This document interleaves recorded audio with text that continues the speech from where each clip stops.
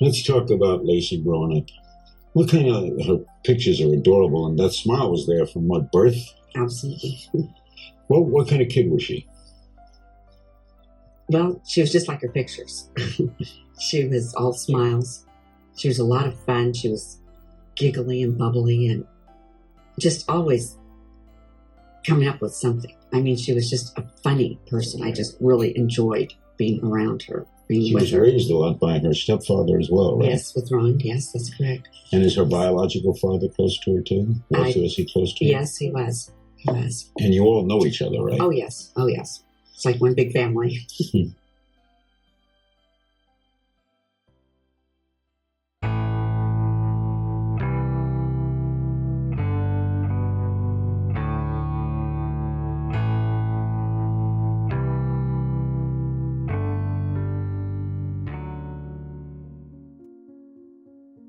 At the end of our last episode, Scott Peterson threw Laci Rocha's phone number in the trash at the Pacific Cafe. Laci had a mutual friend pass her number along to Scott, and it's unknown whether she'd actually seen him toss it out or heard about it later. But one thing she knew for certain was that the cute waiter from the Pacific Cafe never called. Rather than wonder or guess at why, a persistent and confident Laci made a return trip to the restaurant to find out. Scott smoothly turned his explanation for never calling into a compliment, reasoning that Laci was so beautiful the whole thing must have been a joke. A woman so far out of his league would never pass him her number. Whatever Laci thought about Scott's interpretation, it must have been satisfactory. She wrote her number out for him again, leaving no room for confusion as she passed it to him herself, and they went on their first date soon after. Somewhat interestingly, Scott and Laci were introduced through a mutual friend well before their encounter at the Pacific Cafe, though nothing came of their first meeting. Scott was just a friend of a friend at a party near campus who she didn't see or hear from again. That is, of course, until Scott caught her eye the following spring. They had already been on a few dates when Scott planned a deep-sea fishing trip for the two of them. He chartered a boat for the day and surprised Laci with the plans, not knowing that she often got seasick.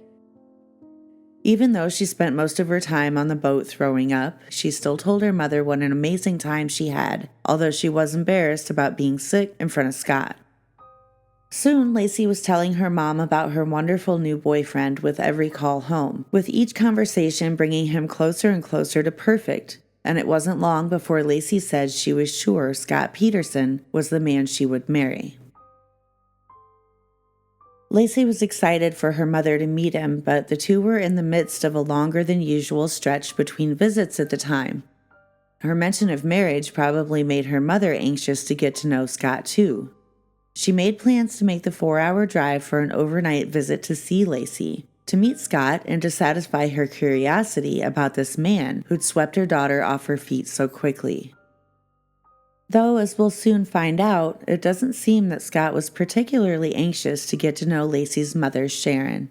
And as far as getting to know Scott Peterson, Sharon Rocha would find herself wondering years later if any of them, including Laci, had ever really known him at all.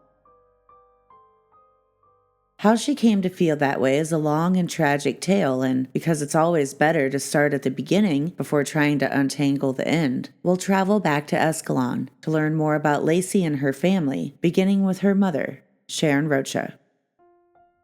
Sharon Ruth Anderson was the second oldest child of Cliff and Elta Anderson.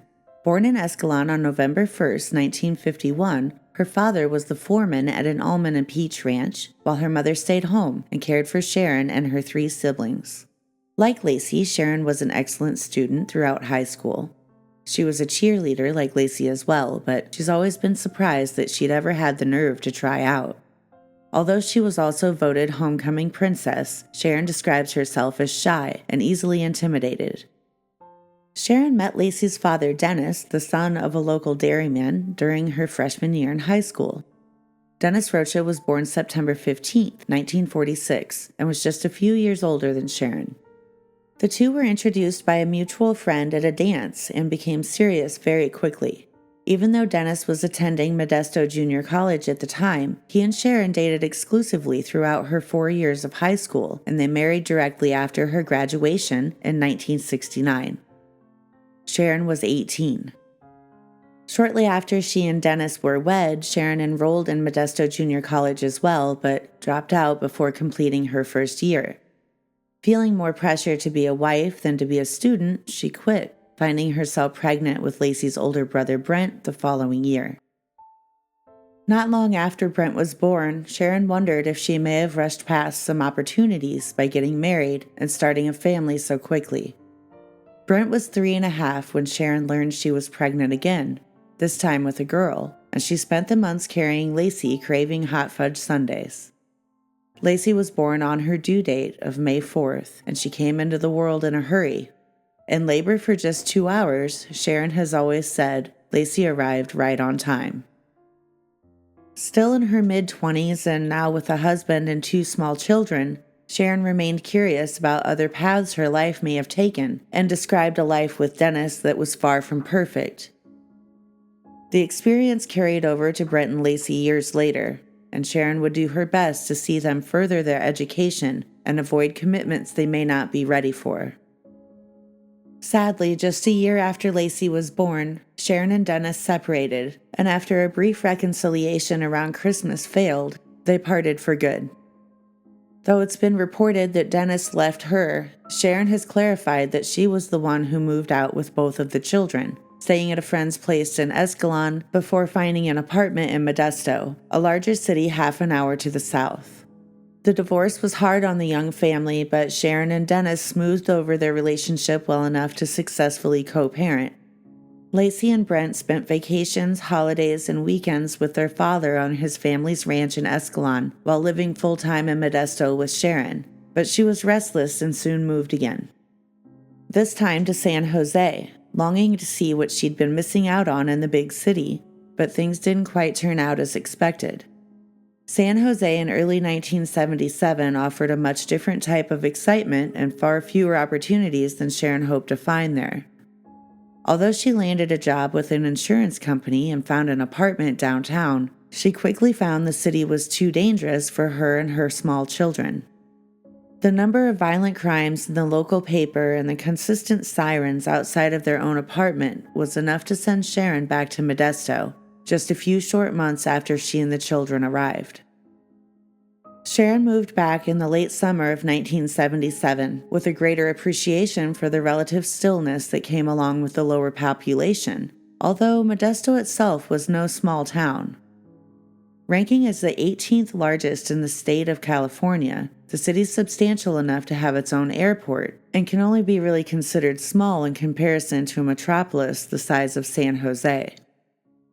After living there, Sharon's perspective on big city life changed quite a bit, and she realized that for her, Modesto was plenty large enough. Sharon soon found a new job, and after settling into a new place, she felt like the sun began shining on her again. She was also glad to be back near her cousin, Gwen. The two were extremely close, sharing the bond of dear friends as well as family. Soon after Sharon settled back in, Gwen embraced the role of friend and cousin as she took on a third, as matchmaker. She said she had the perfect man in mind for Sharon. He was handsome, a bit on the rugged side, honest and funny, and being a personal friend, Gwen was well aware that Ron also had a good heart. Knowing that's what her cousin would find most appealing, Gwen told Sharon about Ron often. But she wasn't interested. Not because it was Ron, but because Sharon didn't want to date anyone. Lacy and Brent were just 2 and 6 at the time, and Sharon was already more than just preoccupied. She was still working out a routine and establishing a co-parenting relationship with Dennis. She was holding down a full-time job, caring for Brent and Lacy, and maintaining the household on her own. Sharon didn't have space for a man in her life, nor the desire to complicate things by trying to make one fit, and she told her cousin as much. But Gwen knew Sharon better than most, and thoroughly convinced she'd found the perfect match in her friend Ron, she persisted, pestering Sharon until she finally agreed to go on one blind date with Ron Gransky. Ron Gransky was born December 16, 1946, to Donald and Sarah Gransky in St. Louis, Missouri. He joined the Navy at age 19 and married his high school sweetheart soon after. They would go on to have a son together, but soon after boot camp he found himself stationed on the USS Liberty during the Six-Day War. During the attack, his hands were badly burned with napalm, and he narrowly missed being one of the 25 crewmen killed. He was also hit in the behind with a piece of shrapnel. Doctors recovered the bit of twisted metal from Ron's rear, and he later displayed it alongside the Purple Heart he earned for his service that day. The Six-Day War is a somewhat controversial topic, and Ron held strong opinions about what happened that day. He's quoted as saying, "It's important that the true story comes out." After his service on the Liberty, Ron was stationed in Hawaii and lived there with his new wife and young son for a time. However, they eventually parted ways, and Ron left the islands, with their son Darren presumably staying with his mother after they split. After leaving Hawaii, he spent some time living in Oregon and then in Nebraska, before finding himself going on a blind date with Sharon Rocha in Modesto in 1978. Ron was 32 at the time, had a steady job working construction, and had been single for a while. So when his friend Gwen wanted to set him up with her beautiful cousin, he was open to the idea. Gwen was spot on with her matchmaking. Ron and Sharon went on to spend the next 40 years together. Sharon described Ron as ambitious and stable. He made her feel confident in herself, and, maybe more importantly, he made her laugh. Not too long after Sharon and Ron moved in together, Brent, who was around 9 years old at the time, decided to move in with his father, Dennis. There were no family issues that prompted the move. Brent simply wanted more time with his dad. Up until this point, the kids split their time between Dennis and Sharon with no issues. Both parents encouraged time in both households, and soon the family would grow to include 2 more siblings. Still living on his family's massive dairy ranch in Escalon, Dennis found love again as well. He'd met a woman named Nancy, and shortly after Brent came to live with him in 1980, Dennis married her. Nancy had a son from a previous relationship named Nathan, who became Brent and Lacy's new stepbrother. But not long after their wedding, Dennis and Nancy were expecting a baby of their own. On May 28, 1981, Brent and Lacy's half-sister Amy was born, and though they were 6 years apart and grew up in separate households, she and Lacy were very close. Unfortunately, Nancy and Dennis would eventually split, and while Amy went to live with her mother, she would visit her father regularly, spending time with Lacy and Brent on weekends, vacations, and holidays at their ranch with their father. Although the relationships may not have been perfect, the foundation was strong while the children were growing up. Dennis and Nancy had a good parenting relationship with Ron and Sharon, and the 4 of them created a strong and functional family bond, not just for Brent and Lacy, but for Nathan and Amy as well. That strength would soon become vital as the family was plunged into a terrifying crisis, an impasse that would not only threaten Lacy's young life, but alter the future for each of them in ways they could have never imagined. It was 1982, and as Sharon tried to coax Lacy into eating dinner, she worried the tiny 7-year-old may have picked up a flu bug. Lacy was scheduled to go with Dennis the following day to spend the remainder of her vacation at the ranch in Escalon, and Sharon didn't want her to miss out on her time there. Although her little daughter seemed a bit tired, Sharon assumed she would bounce back after a day or so of rest, and sent her along to Dennis and Nancy in Escalon. But Sharon had been wrong, and grew immediately concerned when Lacy didn't bounce back, but got significantly worse the following day. It was Nancy that called her to say that not only did Lacy still have no energy and no appetite, but the glands in her neck were beginning to swell. This discovery prompted a doctor's visit, revealing a grapefruit-sized tumor in Lacy's abdomen. The growth was dominating a large portion of her small torso, putting pressure on several vital organs, potentially disrupting blood flow and functionality. By now, Lacy had a soaring temperature as well. Doctors made a plan to operate, but her fever was too high for the team of surgeons to proceed with confidence, so they sent Laci home with Ron and Sharon to battle the fever overnight. Weak from not eating and unable to sleep, Laci lay cradled in Ron's arms that night as he rocked her in a rocking chair. Sharon sat beside them, watching the sun come up as Laci's temperature raged higher. Realizing the struggle to lower her fever was futile, doctors conceded to operate through it. However, before the procedure could proceed, they had more to share with the family concerning the tumor dominating Laci's abdomen, and it wasn't good news.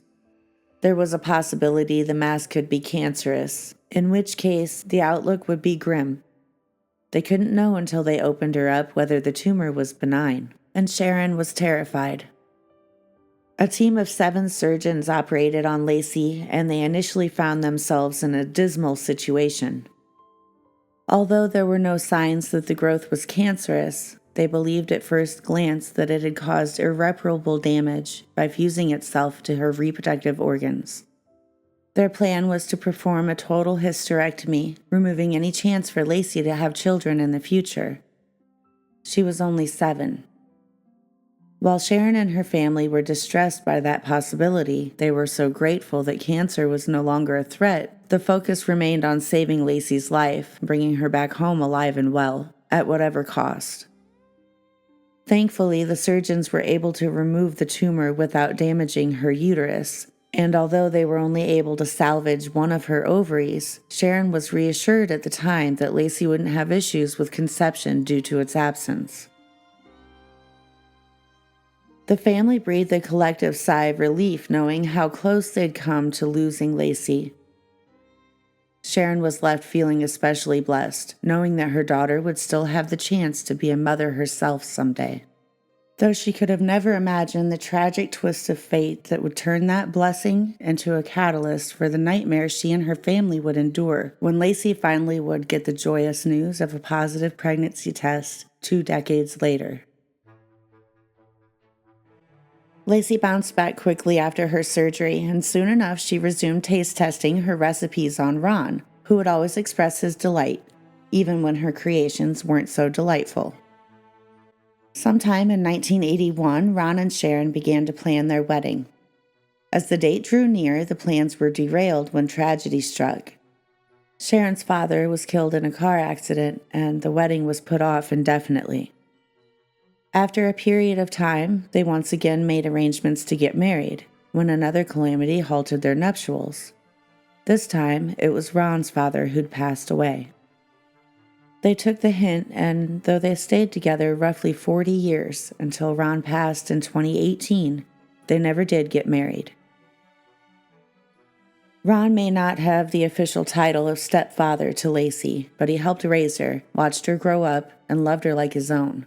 From the time she was just 2 years old, Ron was there, tasting her crazy creations in the kitchen, holding her in the rocking chair on feverish nights, and as she got older, protecting her from people she encountered in the world who might not have her best interest in mind. Laci was less than perfect and got into her share of trouble as a teen. She raided the liquor cabinet with friends once or twice and ducked out of the roller rink to sneak off and meet up with a couple of boys. She had, of course, been busted doing both. But she wasn't immune to being a teenager, and Sharon and Ron would have regular exchanges with her to address typical issues like curfew and chores. Of all the conflicts Laci had with her parents, the biggest act of teenage rebellion didn't come until she was established in her first long-term relationship with boyfriend Kent Gain. Kent's full proper name is William Kent Gain. They'd actually met on Laci's 16th birthday. Her mother surprised Laci with a limousine ride for her and some friends to celebrate the occasion, and Kent went along. They began dating soon after that, though he was a senior and she was a sophomore at the time. Ron and Sharon liked him, at first. It wasn't until they'd been together for a while that they saw signs of trouble. During Laci's senior year of high school, Kent began to get more aggressive, at least verbally. He would leave angry messages full of obscenities on her answering machine, and Ron and Sharon could hear him cursing at her on the recordings as she played them back from her bedroom. She kept the volume so loud on the machine, his angry rants would flood through the whole house. After a few instances of this, Ron and Sharon got fed up and took it up with Laci. They told her they were worried Kent would get violent with her and tried to encourage her to rethink the relationship. But Laci didn't take the situation as seriously as Ron and Sharon did, and she defended him. She told her parents they just didn't know him like she did, that Kent was just misunderstood. But Ron and Sharon seemed to see Kent for who he was, and they knew enough to know that he was becoming a problem. They said Laci was blind to his faults, and she seemed to be tolerating and defending his behavior in hopes of changing it. Ron and Sharon could see how that pattern could become dangerous. They became leery of Kent with Laci, and he would eventually prove himself to be more than worthy of their concerns. Laci was working hard during her last year of high school in order to be able to afford a car.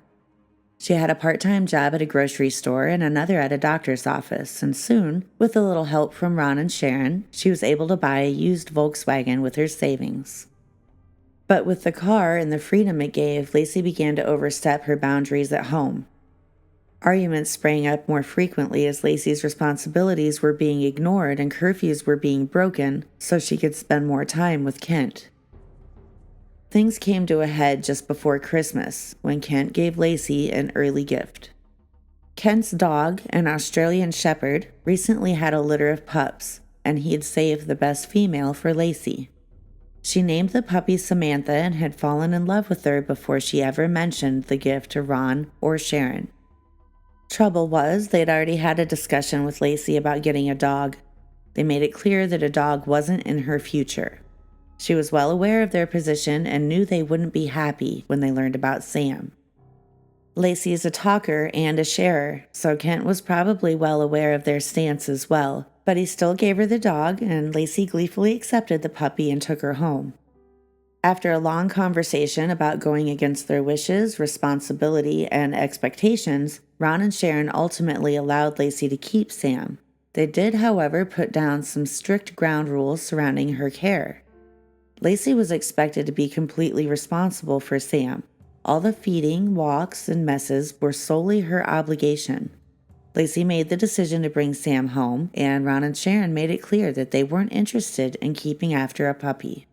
Laci agreed with the rules and kept up with Sam's care for a week or so, but when the puppy got out of their yard for the second time that day, and Laci wasn't home to deal with it for the second time that day, Sharon had enough. She furiously called Kent's house to tell Laci that she needed to come home and take care of her dog. Sharon admits that her anger was more to do with the amount of time Laci was spending at Kent's house than it was to do with the dog, but the conversation quickly became heated. Sharon described a scene between them over the phone when Laci refused to come home. Afterward, Laci did come home, but only long enough to stalk through the house and right back out the side door to gather Sam. Once she put the dog back in the yard, she stalked back through the house and headed straight for the front door to leave again. That's when Sharon stopped her. Laci was adamant about going back to Kent's, and Sharon was fed up with her not being home. At this point, Ron entered the discussion as well, and as the three of them argued just inside the front door, he was surprised to hear Kent chime in from the driveway. He'd apparently been there waiting for Laci the entire time. Kent informed Ron and Sharon that Laci could do whatever she wanted, and that they had no right to tell her where she could and couldn't go. Ron then informed Kent that this was family business, and told him to go home. Kent refused, and harsh words were exchanged. It's not specified exactly what was said, just that words were exchanged, and that they were harsh. In the middle of this, Laci asserted again that she was leaving, and moved to walk towards the door. As Sharon told her again that she wasn't permitted to leave, she was suddenly slammed into the wall. The force of her front door being shoved open from the outside knocked her into the wall behind her, and a moment after she recovered, she realized Kent was now in the house. He had rammed the door into Sharon to get to Laci, taken a hold of her arm, and pulled her down the driveway by her elbow to his car. Ron and Sharon were shocked and angry, but they were worried and disappointed in Laci too.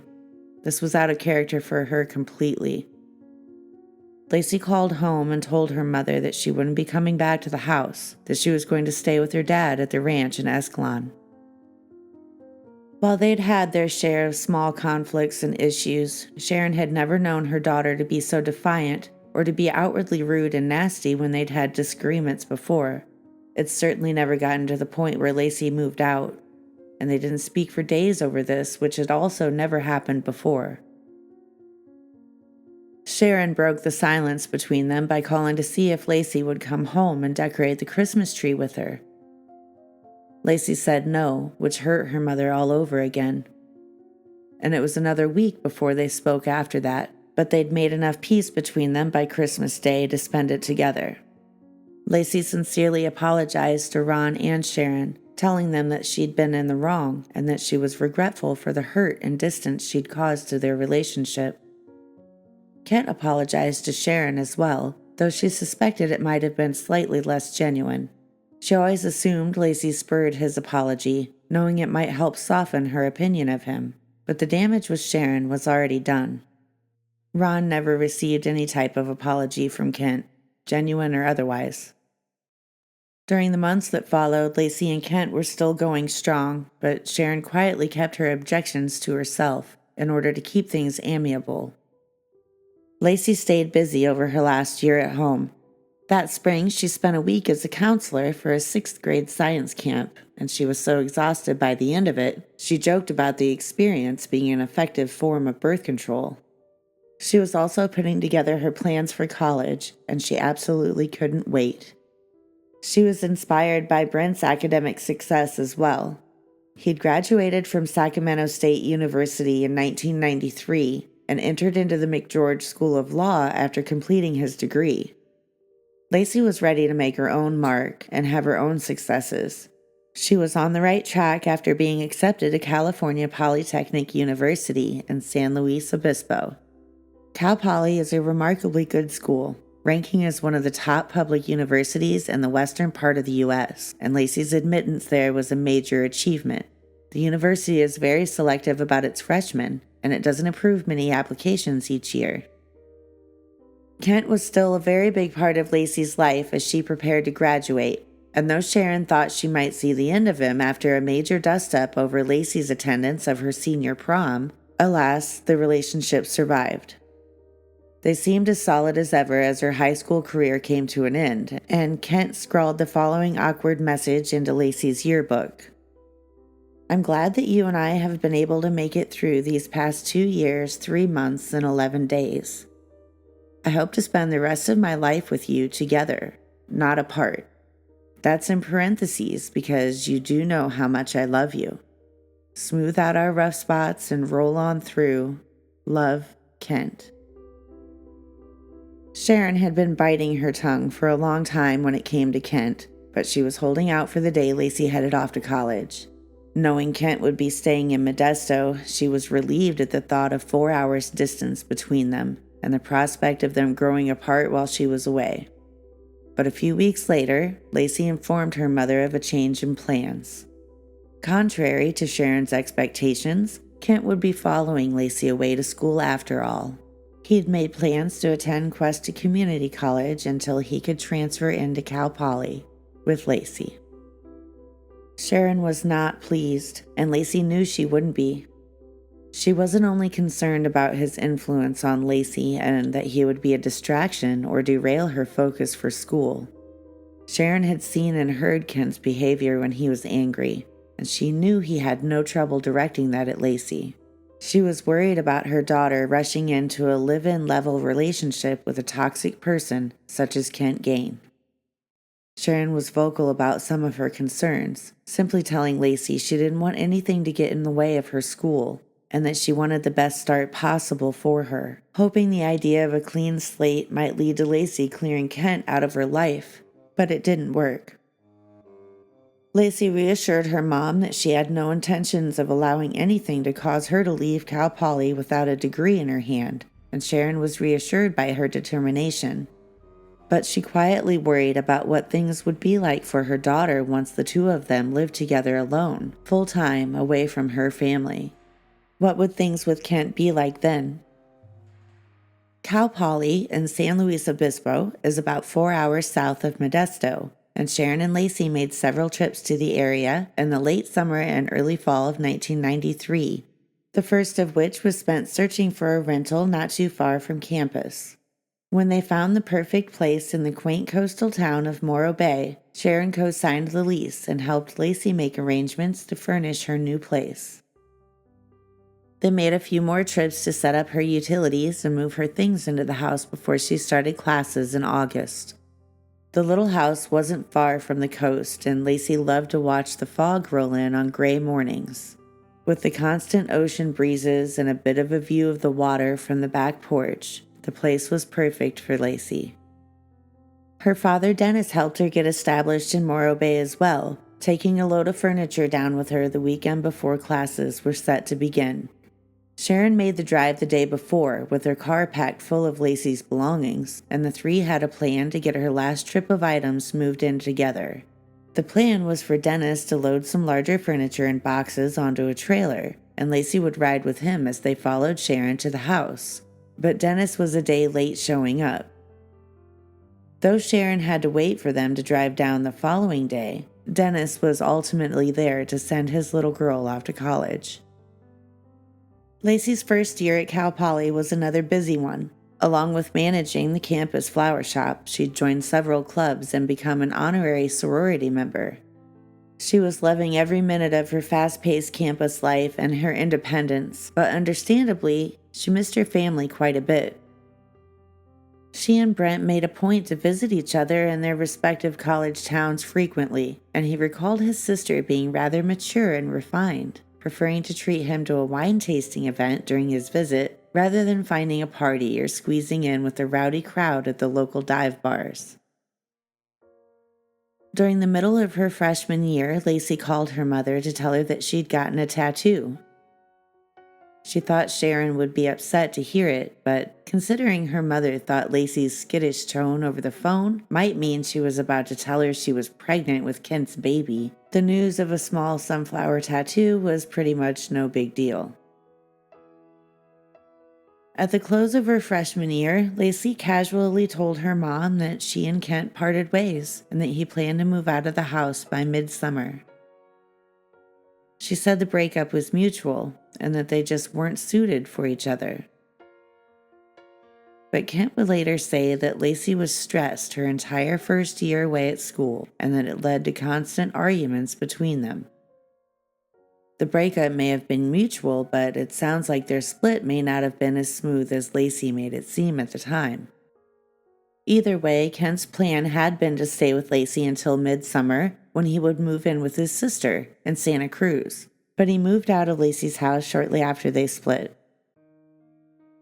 Oddly enough, Lacy didn't mention Kent's name again for months, not until she and her mother met for dinner back at the Pacific Cafe in Morro Bay, and Sharon got her first impression of Scott Peterson. In late August, Sharon made the long drive to visit Lacy from Modesto, and by then she and Ron had heard nothing but good things from Lacy about Scott. In fact, she hadn't told them anything even remotely negative about him, and they worried because he already sounded too good to be true. To be fair, they were probably both still a little reactive from their negative experience with Kent, but straightforward Ron told Sharon very plainly before she made the visit to meet Scott, "I hope he's not full of bull." Sharon thought Lacy might have her heart out in front of her head a bit when it came to this new guy, but her daughter seemed extremely happy and was thriving otherwise, and she trusted Lacy's judgment. Over the summer, she had taken every opportunity to tell her mother how intelligent, sophisticated, handsome, and ambitious Scott was. But when Sharon met Lacy on the boardwalk near the Pacific Cafe just before their first introduction, the conversation about her new beau took a turn in a more negative direction. The ladies arrived early for their dinner reservation and spent the extra time strolling along the Embarcadero, window shopping and talking about Scott. Eventually, Lacy revealed that he wasn't in school, as her mother was led to believe, that he'd only completed 1 year at Arizona State before coming back to California, and her mom wasn't pleased to hear it. But Lacy was ready with her reassurances about Scott's plan to enroll at Cal Poly with her, pointing out how ambitious and motivated he was. By the end of the conversation, she'd convinced her mom that she didn't need to have doubts about Scott following through with his degree. Sharon's ultimate goal was for Lacy to be happy and successful, so if she was going to be involved with someone, she wanted them to be well matched and have goals. But she was satisfied with Lacy's description of his plan to get to Cal Poly, and again, she trusted her daughter's judgment. But at the time, either of them had a clue about the scandalous stories from ASU that would surface later, or the fact that he hadn't actually even completed a full year there but dropped out after the first semester. We'll discuss the rumors and scandals surrounding Scott's time in Arizona much later in the series, but for now, let's get to Sharon's first impression of Scott Peterson. When they arrived at the restaurant, he met them outside with his charming smile on display as he introduced himself. Scott called Sharon Mrs. Rocha the entire time he and Lacy dated, until their wedding day, at which point he began to call her Mom. He gave Lacy a sly grin and told her he had her special table ready. The Pacific Cafe was a small place with only enough room for 6 or 7 tables, and as soon as they entered the dining room, Sharon and Lacy noticed the roses. Scott has sort of a thing for roses, and though this is our first mention of them, it will be far from the last. He displayed a dozen red stems for Lacy and a dozen white for Sharon on Lacy's special table. The table had a view out the front window, and Scott had a good vintage of white wine chilled and ready to pour. He'd even ordered their dinners. At this point, Lacy was looking for her mother's reaction. After the roses and the wine and his handsome grin, Sharon showed her approval with a smile and a nod. Scott Peterson radiated charm, and she was definitely impressed. But he hadn't actually sat down and had dinner with them because he was working that evening. He'd set up the flowers and put in the orders for the wine and the food, but he wasn't available to do much more than check in with them periodically before heading back to his other tables. At some point during their meal, Lacy asked her mom's opinion of Scott's butt. She leaned in, giggling, and whispered, "Doesn't he have just the cutest butt?"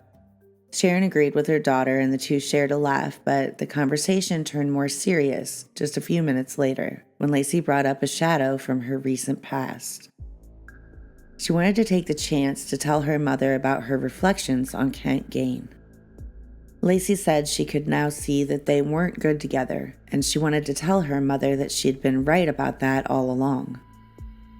Sharon felt good about Lacy's new insights about Kent and their relationship, even though they had long since parted ways, and it would be years before she gave Lacy's ex-boyfriend another thought. But the timing of this last conversation about Kent was somewhat prophetic, as they sat together, totally charmed at their first impressions of Scott Peterson. William Kent Gain was arrested roughly 5 years later for shooting his girlfriend in the back. In 1999, he seriously wounded his live-in girlfriend, Grace Ho, with a .44 caliber handgun. Fortunately, Grace made a full recovery. Kent claimed the gun was fired, but a jury in Washington state disagreed. In 1999, he was sentenced to 15 years for first-degree assault with a handgun. Although Sharon didn't learn of the shooting until several years later, and Lacy never did find out just how dangerous Kent was, her mother was certainly reminded of her relief that day at the cafe, knowing that Lacy had set him well in her past. Because with Kent, there had been signs, and Sharon had seen them clearly. As she sat with her daughter that day at the Pacific Cafe, encircled by the fragrance of the rose bouquets that crowded Lacy's special table, Scott returned to top off their wine glasses and flash his delightful smile. She could tell Lacy had been fully swept away by Scott's charm, and Sharon couldn't blame her. With his first introduction, her mother was thoroughly impressed with him as well. He seemed perfect, and from what she'd heard from Lacy about Scott so far, he nearly was. But of course, a flawless image is impossible to maintain, and it wasn't long before fractures began to show, though it would be several years before anyone seemed to take notice. After their dinner, Sharon stayed overnight at her daughter's little seaside cottage, and the next evening, Lacy made them dinner at home. After they ate, she asked her mom if she wanted dessert. When Sharon said yes, Lacy hopped up and quickly left the room to change her shirt, yelling from the bedroom that she didn't have anything prepared, but she would run out and grab something. No problem. She primped her hair, checked herself in the mirror, and with a quick goodbye, she was out the door and gone. Sharon found out when she got back that Lacy had actually been back to the Pacific Cafe, using the dessert as an excuse to check up on Scott rather than satisfy a sweet tooth. Lacy felt the need to find her new boyfriend because she hadn't heard from him all day, even though she'd called him multiple times and left messages. Sharon and Scott had barely been able to introduce themselves the previous day while he worked and they had their dinner. The girls might have been expecting to have a little more time with him while Sharon was in town.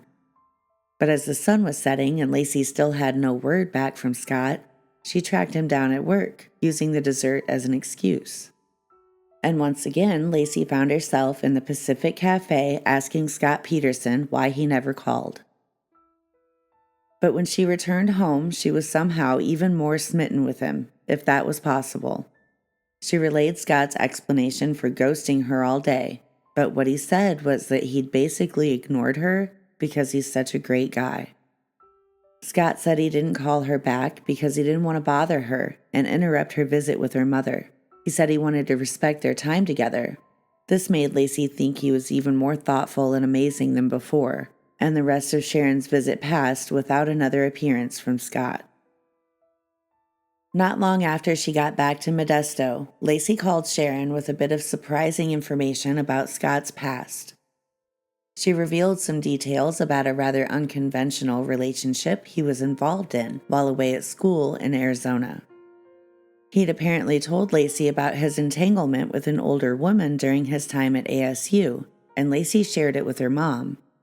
How much older the woman was, how long they dated, and the context of how and why he told Lacy about it are all unknown. But compared to reports of some of his other escapades at the school, his entanglement with an older lady might be the tamest story to come out about his time there. Sometime that fall, Scott took Lacy on a weekend trip to Mexico, but an even bigger sign that things were getting more serious was her introduction to his parents. He'd never brought a girlfriend home to meet them before, and by the time he did, the two were already inseparable. As the weeks passed and Thanksgiving approached, Sharon extended the invitation for Scott to come home with Lacy to Modesto and stay with them over the holiday. As Ron and Sharon opened their home to Scott for the first time, he was a perfect gentleman. He would stand whenever Lacy or Sharon or any woman would enter the room, and he even helped wash the dishes after dinner. He didn't strike up a lot of conversation, but he was open to answering their questions, and he couldn't have been more polite. That night, he also insisted that he and Lacy sleep in separate bedrooms. He was well liked by both Ron and Sharon by the time he and Lacy headed back north to school. Our next episode will pick up just before Scott and Lacy celebrate their first Christmas together. But not long after the holiday, Lacy found herself defending Scott against serious allegations brought by his employer, leading to his termination and potential criminal charges. Thanks so much for watching. If you liked the episode, give it a thumbs up before you go.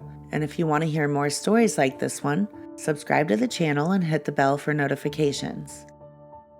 Until next time, stay safe, be kind, and memento mori.